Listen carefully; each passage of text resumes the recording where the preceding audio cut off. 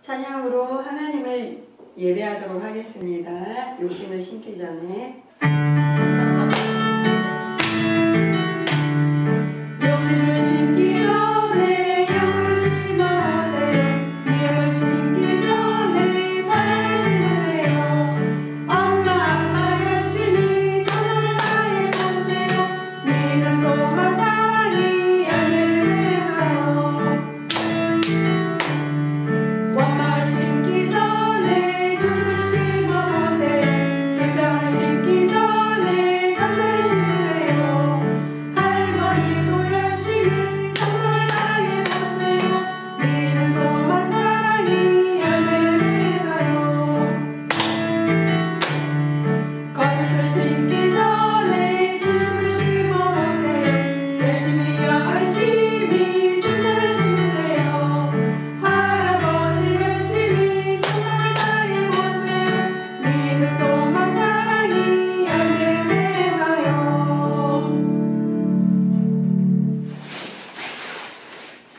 하나님 아버지 감사합니다.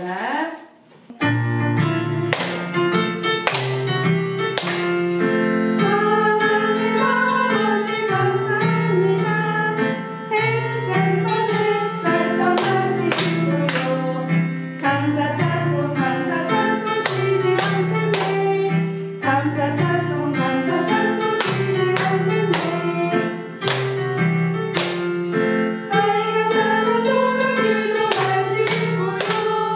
둥근한 구슬 한방 마시고요. 감사 찬송 쉬지 않겠네. 감사 찬송 쉬지 않겠네. 정직하면 사랑하니 박수 치면서 찬양하겠습니다.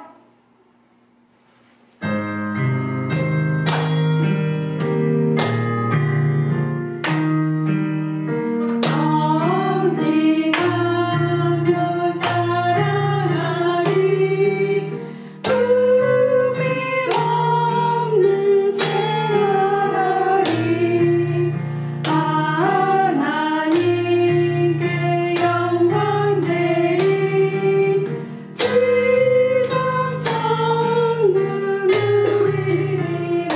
정직하며 사랑하니 정직하며 사랑하리. 의미없는 생활하리. 하나님께 영광 되리. 지상 천국을 이리라. 무엇에든지 참되며 경건하며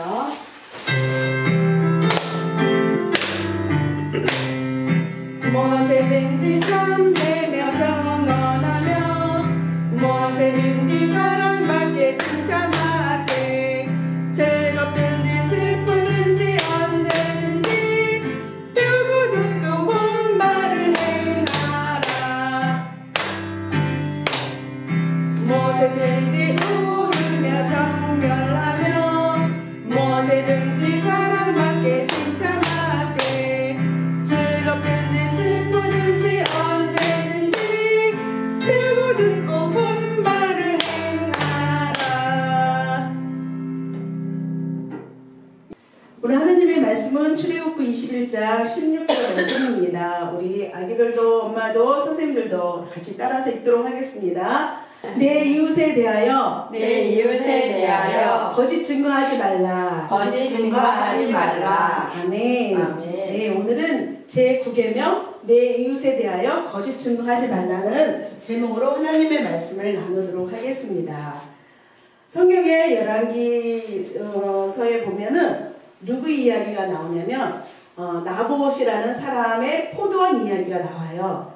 나봇이라는 사람이 왕이 사는 왕궁 근처에 아주 좋은 포도밭을 운영하고 있었어요. 농사 짓고 있었는데 아합왕이 어느 날 그 포도밭을 보더니 욕심이 났어요. 그래서 그 아합왕이 나봇에게 찾아가서 뭐라고 얘기하냐면 여보시오 나봇, 이 포도밭을 나에게 파시오. 내가 돈을 주고 사겠소.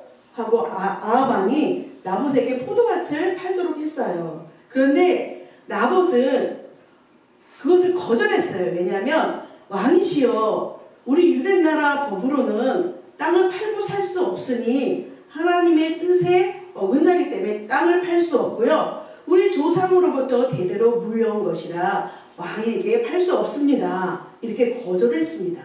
그러니까 이 왕이 그러면은 욕심을 내려놔야 되는데 욕심이 가득 차가지고 집에 왕국에 돌아가서 밥도 안 먹고 불어넣으니까 아내 이세벨이 아 여보 당신 왜 그래요? 왜 이렇게 힘이 없고 밥도 안 먹고 그러고 누워있어요? 그러자 아합왕이 아니 저 나봇의 포도원이 너무 갖고 싶은데 그 나봇이 팔지 않는다니 내가 너무 속이 상해. 그러자 아내 이세벨이 여보 걱정하지 마세요. 내가 그 포도밭을 당신에게 선물로 줄게요. 하고서 이세벨이 편지를 보냈어요. 어떤 편지를 보냈냐면 장로들에게 나봇이 하나님을 모독하고 왕을 저주했으니 그 사람에게 그렇게 말한 것을 증인을 세워서 나봇을 죽이시오 하는 거짓 문서를 나봇이 살고 있는 그 성읍 장로들에게 보냈어요. 그래서 나봇은 이 사람들이 나봇이 하나님을 모독하고 그리고 왕을 저주했다는 거짓 증거를 하게 된 거예요. 그 거짓 증거 때문에 나봇은 돌에 맞아 죽게 되었습니다. 여러분 여기서 보니까 여왕 이세벨 나를 다스리는 왕비도 거짓말을 했고 그리고 그 왕비의 명령을 듣고 거짓 증언을 세워서 나봇이라는 사람을 죽였습니다. 그러면 이 거짓이 어디서부터 시작했을까요? 이 거짓 증거하고 거짓말이 어디서부터 시작했냐면 요한복음 8장 14절에 보니까 어떤 말씀이 있냐면 너희는 너희 아비 마귀에게 났으니 너희 아비의 욕심대로 너희도 행하고자 하느니라. 그는 처음부터 살인자여 진리가 그 속에 없으므로 진리에 서지 못하고 거짓을 말할 때마다 제 것으로 말하나니 이는 그가 거짓말쟁이요 거짓의 아비가 되었습니다. 거짓의 아비가 누구예요? 마귀래요. 예수님이 직접 말씀하셨어요.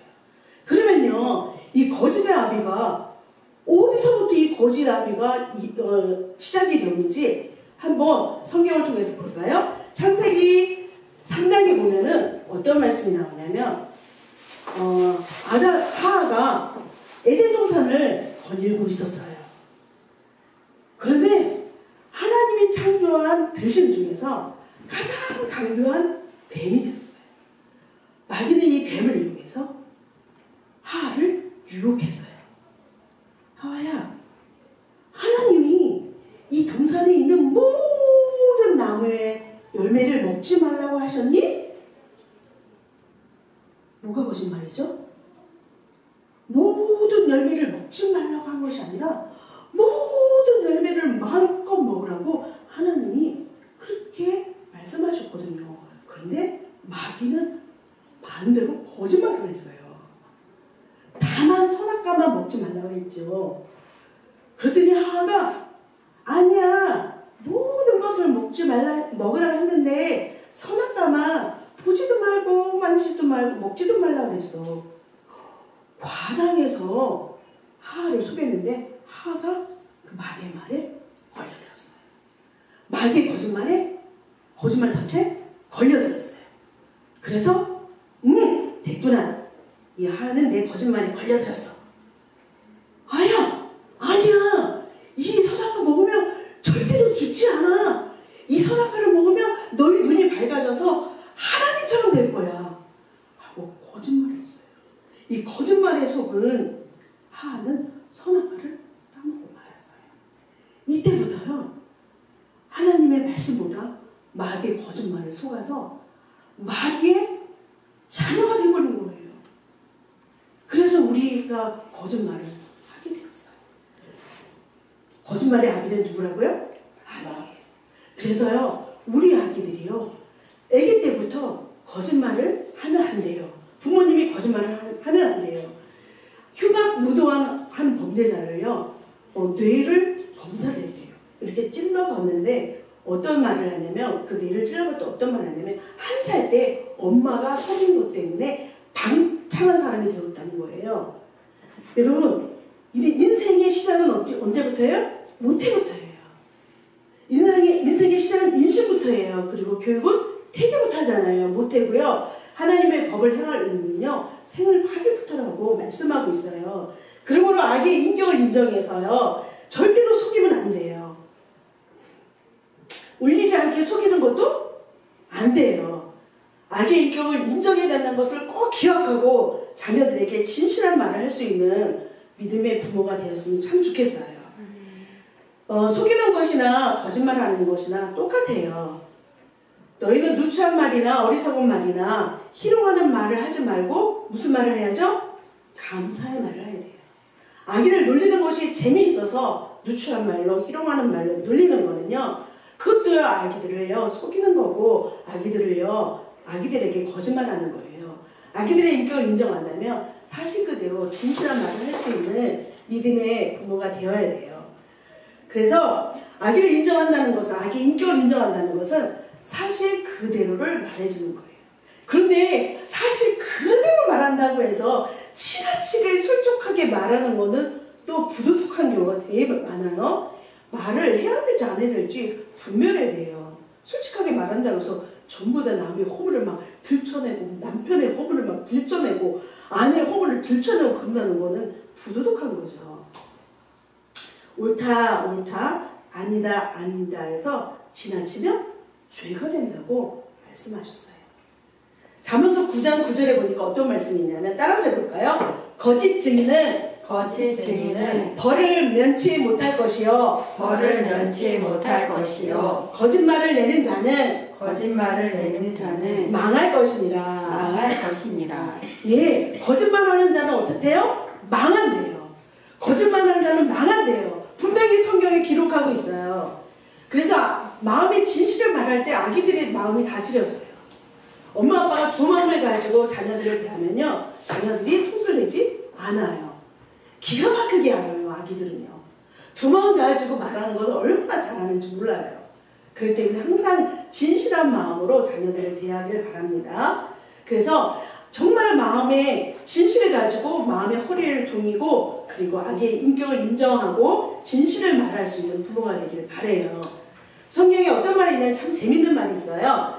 잠언서 25장 17절에 보니까 어떤 말씀이 있냐면, 너는 이웃집에 자주 다니지 말라. 그가 너를 싫어하며 미워할까 두려우니라. 이웃집에 혹시 자주 다니는 가정이 있나요? 아이를 데리고요. 아니, 아이가 없어도요, 이웃집에 자주 다니지 않았으면 좋겠어요. 성경에 보니까 이렇게 이웃집을 자주 다니면은 싫어하고 미워할까 두려워라고 했어요. 집에는요, 엉망진창인데, 정리가 안 되고 있는데 이웃집에 자꾸 놀러 다니는 거는 정말 지혜가 없죠. 하나님 보시기에 정말 합당하지 않죠. 집에서도 애들 데리고 있으면 문제 속에 있잖아요. 여러 가지 문제를 만납니다. 그런데 이 아기를 데리고 이 집 저 집 놀러 다니면서 그렇게 다니면 아기의 인격이 어떻게 되겠어요?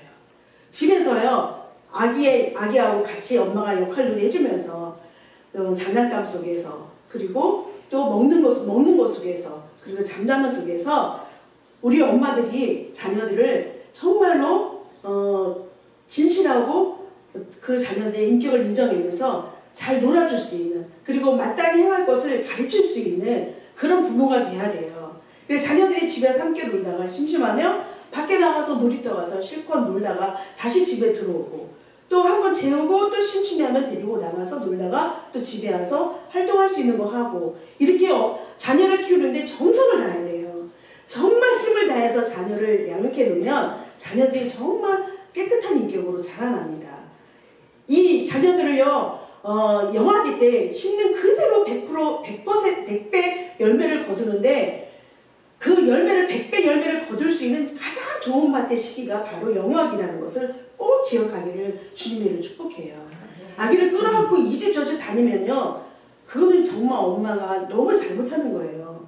엄마 인격이 부족한 거예요. 좋은 자녀로 양육할 수가 없어요.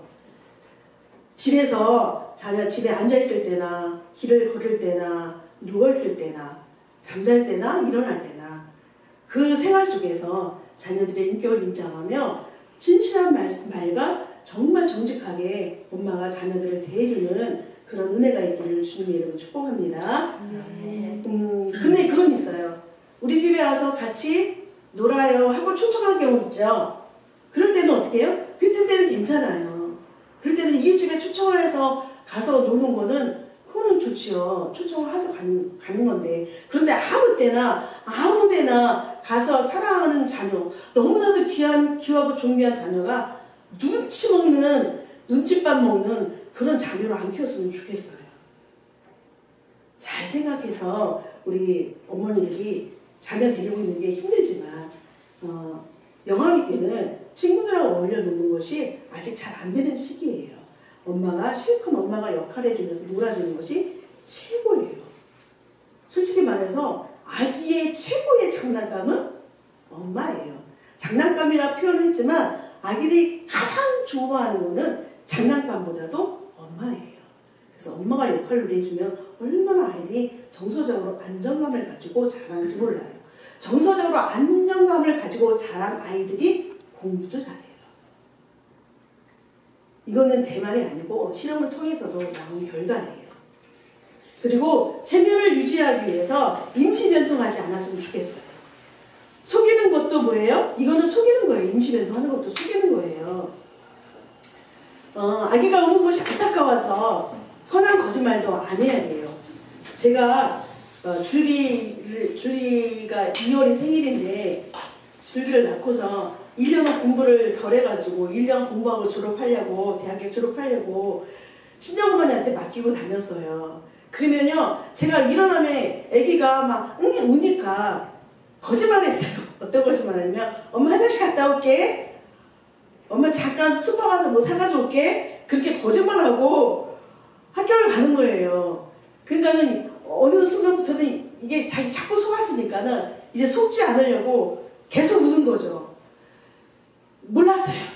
솔직히 저도 그때 유아교육을 하면서도 그 시기에 아기의 인격 인정하는 것을 어떻게 해야 되는지 몰랐어요. 그런데 다행히도 1년만 다니고 그 뒤에 4살까지 엄마를 안 떨어지고 얼마나 울었는지 몰라요. 너무너무 힘들었어요. 그거 치료하는데 너무너무 힘든 시기를 3년이나 보냈어요. 어떤 엄마는 또 아빠가 폐병이 들어서 요양원에 들어가니까 어쩔 수 없이 돈을 벌어야 됐잖아요. 그러니까 이 아기를 외갓집에 맡겨놓고 이 엄마도 거짓말하는 거예요. 엄마 화장실 갔다 올게 해놓고 회사 출근해버린 거예요.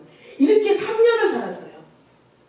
아기가 몇 년을 속은 거예요? 3년을 속은 거예요. 그러더니 어느 날 더 이상 안 속죠.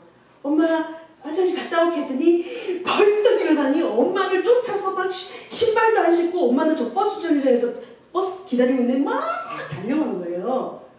그러면서 막 도로에서 엄마 난리치면서 우는 거예요.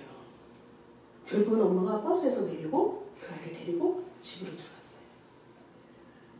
아기 우는 것이 안타까워서 속였더니 어떻게 됐어요? 이렇게 거친 아이가 됐어요. 우리 줄기도 얼마나 화장실도 못 갔어요. 정말. 화장실 가면 데리고 가야 되고요. 밥을 하려면 업어서야 되고요. 4살까지요. 성경에 갈라디아서 6장에 말씀하고 있죠. 너희가 무엇으로 심든지 그대로 거둔다. 심는 대로 거두는데 그 아기의 인격을 인정했더라면 인격자가 키워졌겠죠.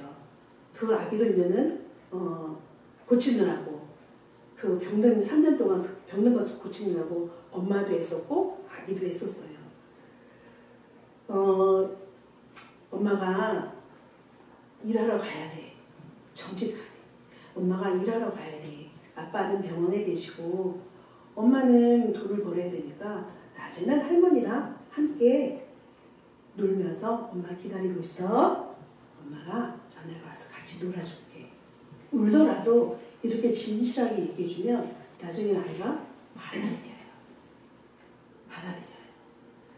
그리고 낮에 할머니랑 잘 놀다가 엄마가 올 때까지 기다리기 위해서 엄마가 오면은 또 반갑게 맞아주고 잘 놀아요. 우리 교회 나인이가 그랬던 것 같아요.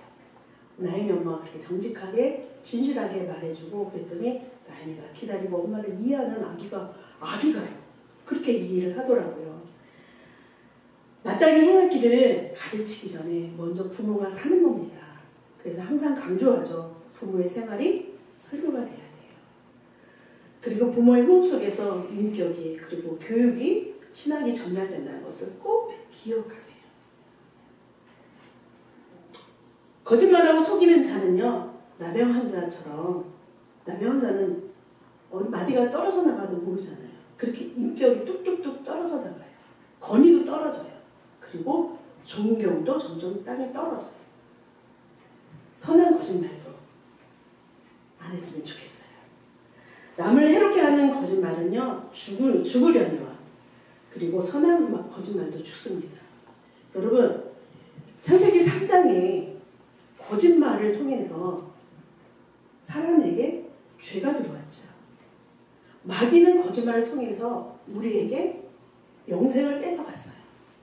영원한 생명을 뺏어갔어요. 그리고 하나님의 관계를 무너뜨렸어요. 마귀는 그랬어요. 그런데 예수님은요. 마귀가 이 거짓말을 해서 죄가 들어온 그 죄의 십자가를 예수님께서 십자가에서 다 담당하시고 마귀를 짓밟아 이기셨어요. 여러분 예수 그리스도께서 우리가 마귀 때문에 들어왔던 그 거짓말 또 거짓 증인된 삶 속이는 거 누추한 말 희롱하는 말 이 말로 죄를 짓는 그 모든 죄를 예수님께서 십자가에서 담당하셨어요.